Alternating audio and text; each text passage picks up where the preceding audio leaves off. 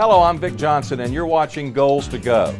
This is a show about learning how to set your goals, and then I ask the rich and famous to give you the tools and the techniques to show you how to achieve them.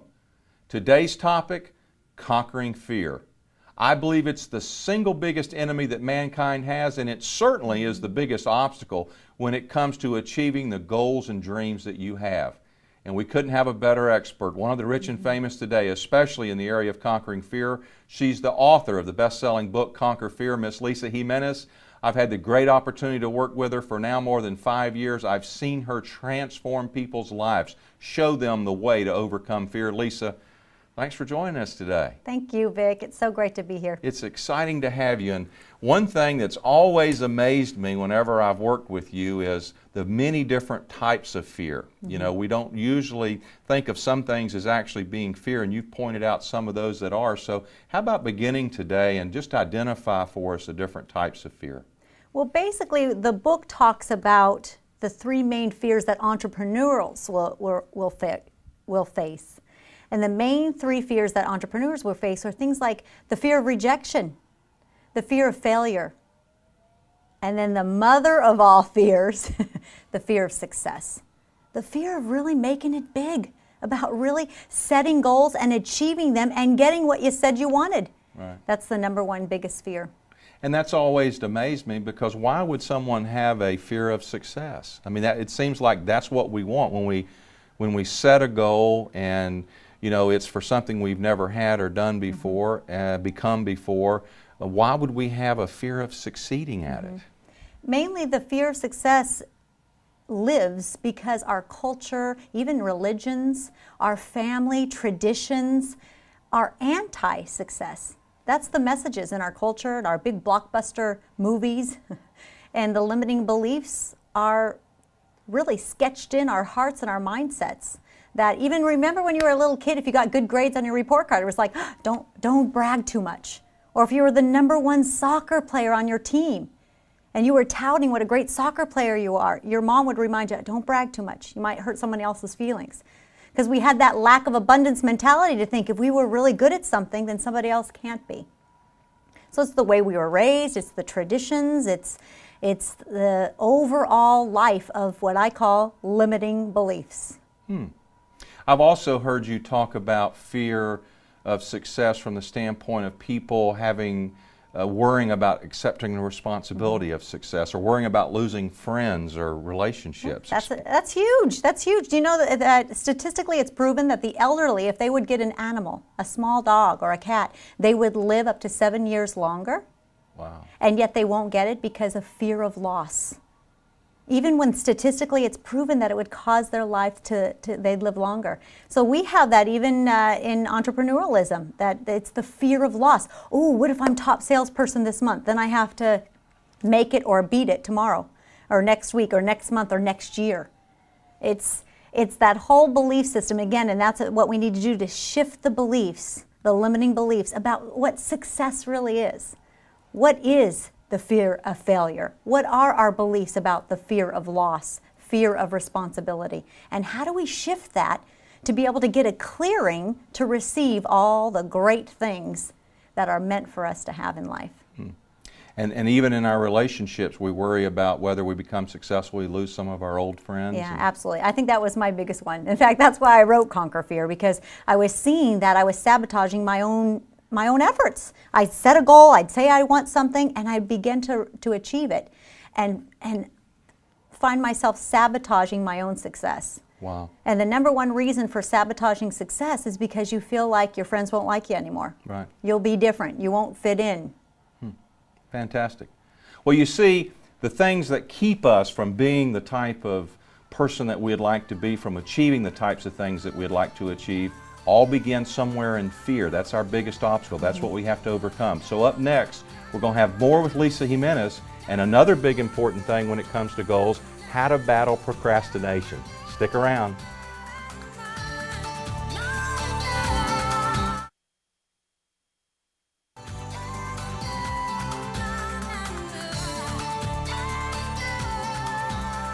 Welcome back to Goals to Go. I'm Vic Johnson. I'm talking with Lisa Jimenez today about conquering fear. Big, big topic. and we got a great expert to help us with it. Lisa, this is common. I hear it. We're all guilty of it at some point or another, procrastination. You know, I'm battling procrastination. I know there's something to do with fear in there somewhere, but how does it relate to fear, and what can I do to overcome procrastination? It is a big one. And I love talking about procrastination because it's not the enemy we think it is. I have 2 teachings in my book, Conquer Fear, about procrastination. The first thing is, it just means your dream isn't big enough. That's all. And we don't have to beat ourselves up about procrastinating. It just means it's just something that we don't really want. And you got to be real with yourself. If you're setting these goals and you find yourself procrastinating of it, there's only 2 reasons you're procrastinating. Number 1 is it's not what you really want. Because if it's really what you wanted and your big dream was big enough to give you the motivation, to give you the synergy, you're going to attract the people to help you accomplish it. You're going to attract the momentum to accomplish it. You're going to attract and create the energy to accomplish it. So it's not what you really want. It's about getting real with ourselves, Vic, and really taking some time for discernment to see what's truly important to us. Because what we really want to do, we always find the time to do, period. So it's not procrastination. It's our goal isn't big enough, or our dream, our true heart dream hasn't been sung yet.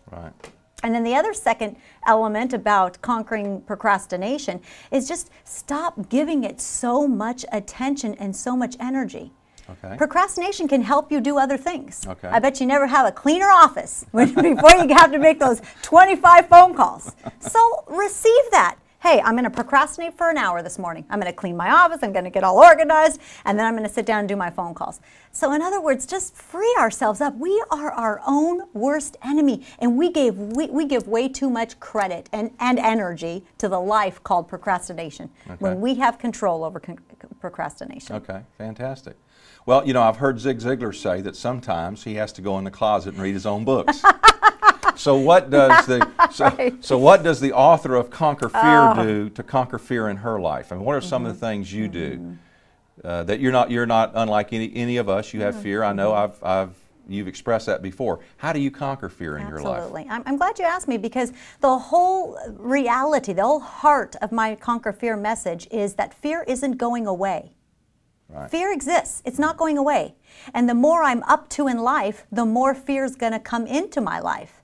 So it's not the fear that's holding me back. It's not the fear that's holding you back. It's the way we manage fear, the way we look at it. So that's what's cool about the book, is it's about shifting your beliefs of how you see your fear. So what I do personally is that when I feel fear and I get that fear in my gut and I say, okay, here's the fear, hello, I feel you. I just receive it and say, all right, I must be up to something big. Because fear is your green light to go. That's the reality of fear. So again, it's not this monster that needs to be that we need to be scared of, or a reason to stop or run from. It's actually a message to say you're onto something big. Go for it, girlfriend. Go for it, boyfriend. So basically, when I feel the fear, I'm on the verge of something big. You're on the verge of something big. And I need to push forward. We need to celebrate it and push forward. And then when we just receive that fear and get the dream bigger than the fear. I mean, if I was on this show for 30 minutes, I would say it 30 times. If your viewers can really get that, get your dream bigger than your fear. Then the fear is just this little voice. But the dream is so big and so wonderful and so exciting and juices you up. Then you say, okay, fear's my green light to go. I'm onto something big. So, you know, you work on your dream, but when sometimes that doesn't work. You know, sometimes you lost faith in your dream or whatever it is. What do you do then? You know, what do you do basically when all the wheels have come off? When all the wheels come off, again, it's about accepting it. So here I am in this space, and all the wheels came off. So what do I need to do to help maintain this position of this car and get this automobile or this train or this private jet flying again? And again, it's just about getting back to center, about what you really want and making sure your dream is bigger than your fear. Fantastic.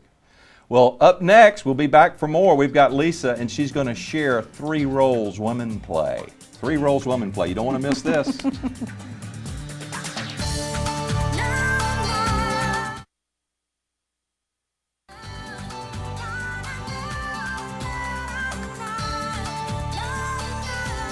Welcome back to Goals to Go, where I'm talking with Lisa Jimenez about conquering fear.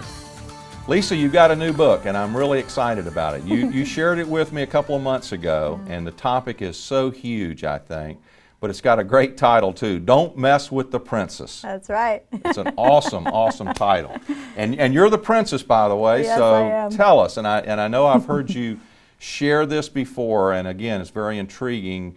What are the 3 roles that women play? Yeah. Actually, in the book, the crest of the book is all about that there are 3 different women inside every woman. Okay. And the 3 women are the queen, the duchess, and the princess. Okay.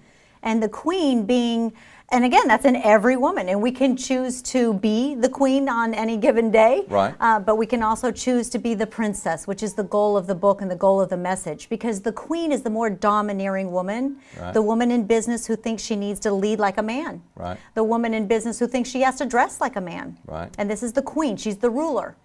And she's the dictator. And Okay. she gets the job done. And she's very good at it. Right. But what happens to the queen? Most queens get beheaded. Right. That's the queen. Then inside every woman is a duchess. And the duchess is the subservient, wonderful, loving, mother-type woman who takes second place, who will make pancakes and eat the burnt one, and save the burnt one for herself. Right.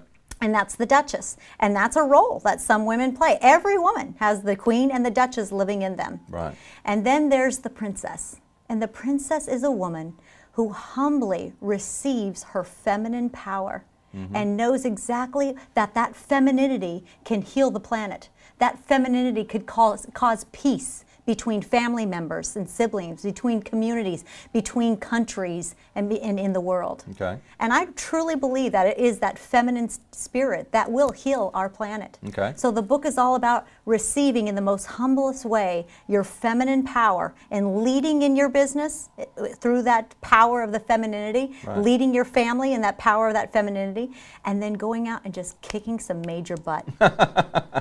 Well, and I know some women just stay in the role maybe all the time. They're the duchess all the time. They're the duchess all the time. Or Or they're the queen all the time. Right.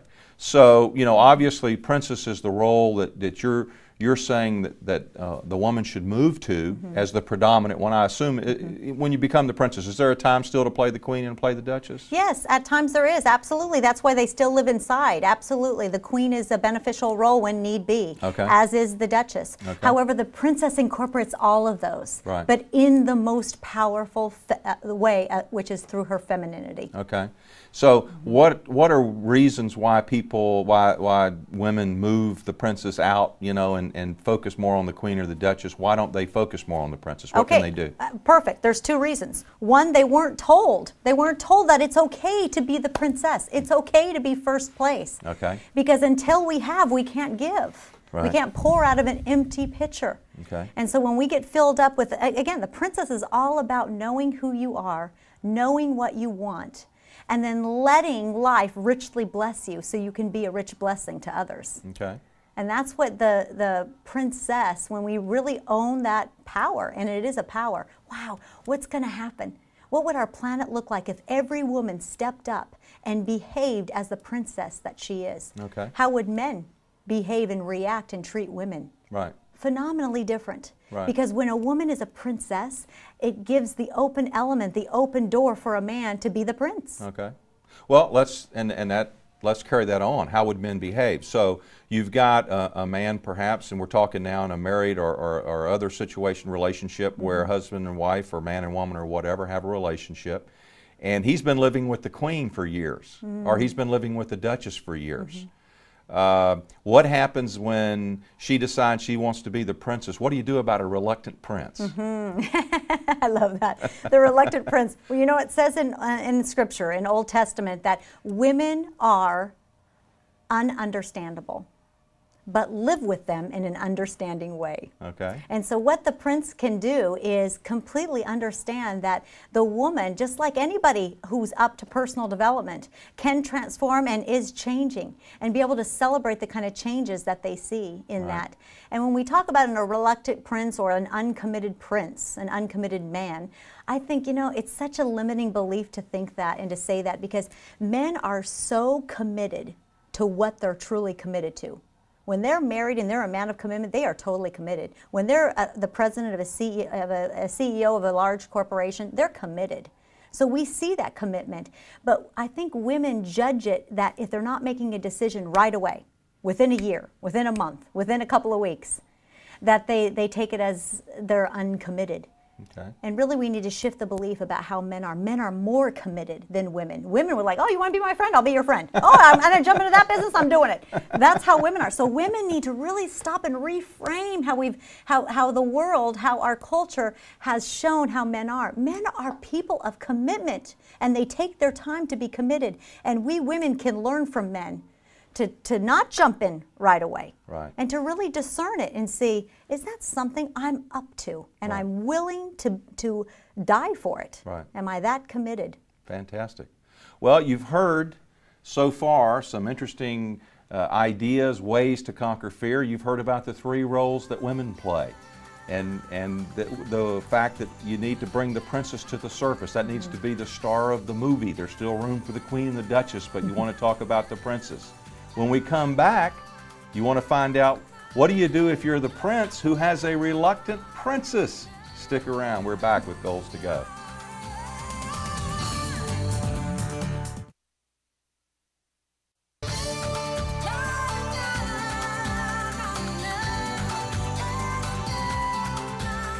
Before the break, we were discussing a reluctant prince. But what do you say to the prince who has a reluctant princess? You know, I hear that, Lisa, when guy wants more for his lady than she wants for herself. But what do you do for the guy who sees the queen all the time or sees the duchess all the time and knows there's really a princess in there and that's really the role she should play? What do you say? What you say is, like you would tell your people in Goals to Go, is just it takes time to shift a mindset. And Okay. that's what we're talking about here. We're talking about shifting a mindset. Okay. Women have seen themselves as the Duchess for years. We've just recently been able to vote. Really. I mean, women have seen themselves, they think, in corporate America and in entrepreneurial ventures that they have to be the queen. So this is a new mindset. So have patience with your wife or your girlfriend, your significant other. When you want her, you see so much for her. You see so much more for her than she sees. And then step 2 is hold the vision. Just have patience and hold the vision for her. Keep treating her like a princess. And you know, just like in sales, sometimes it takes 5, 6, 7 sales calls for the prospect to say yes. Okay. So look at it like a sales call. Sometimes it takes 5, 6, 7 times to do something kind or to treat your woman like a princess for her to receive it. Okay. It's not going to happen the first, second, third, maybe not even the 4th time. Okay. So have patience and then hold the vision. Keep seeing her create mantras. Keep seeing her as the princess you know she is. Okay. Keep seeing her as the successful entrepreneurial woman that you know she is, and hold the space for her. I know. Well, I know a lot of your doctoral studies and other things have had to do with behaviors, and I know that we get the behaviors that we reward. So how would I treat my princess if I were the prince? You know, expecting that I would get the behavior in return of a princess. Well, how do I treat a princess? Thoughts, words, and actions. Okay. Thoughts, words, and actions. So first your thoughts. How are you thinking about her when she's not even around? Again, are you holding the space, that energy? That's how we create success, is by crafting the vision, creating the vision, holding the space for the Right. princess. So that's the thoughts. Okay. Second is your words, and just treating her with respect with your words, acknowledging her, speaking kindly of her when she's there and when she's not there. Okay. And then actions. Find out how she loves to be loved. Does Right. she love to be loved through gifts, gift giving? Maybe it's through words. Maybe it's through attention. Maybe it's through just listening. So you have to, we know that there's different love languages. We need to be in tune to the different love languages that would arouse love from the princess. Okay. So what if I'm the potential princess? I'm the queen or the duchess now, and I'm wanting to become the princess. Yes. You know, what should I be focusing on? You know, what are the types of things? I'm process oriented. So what's the process we're going to go through? What's the process I'm going to begin? Thoughts, words, and actions. Okay. So again, thoughts. I am a princess. And that can be my mantra. I am the princess. I am a princess. I receive the princess. I create visions and mantras for myself to see myself in an entrepreneurial state, to be able to attract prospects to me, attract people to say yes to my product or my service, not forcing it or manipulating. See, that's what the queen does, and that's how we've been trained through our sales techniques to get people to say yes. 10 ways to get people to say yes. A princess doesn't need to do that. The princess knows she's royalty, and she knows her product or service is the best on the market, or she would not be selling it. Right. And so taking that kind of stand, having that kind of posture can only attract success to her. Okay. And then she understands LOA, the law of average, that one will say yes for every 10 presented the opportunity, and she's okay with that.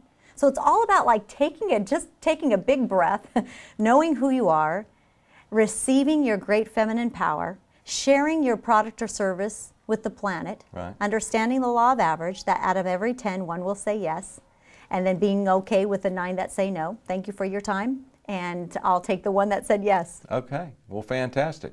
I want to share with everyone some ways they can learn more at 2 websites that Lisa has. One of them is www.rx-success.com, and the new one, www.ilovetheprincess.com. Check those out for some great resources. And Lisa, thanks for being with us today. Thank you, Vic. Been great. This is Vic Johnson. That's all the time we have for now.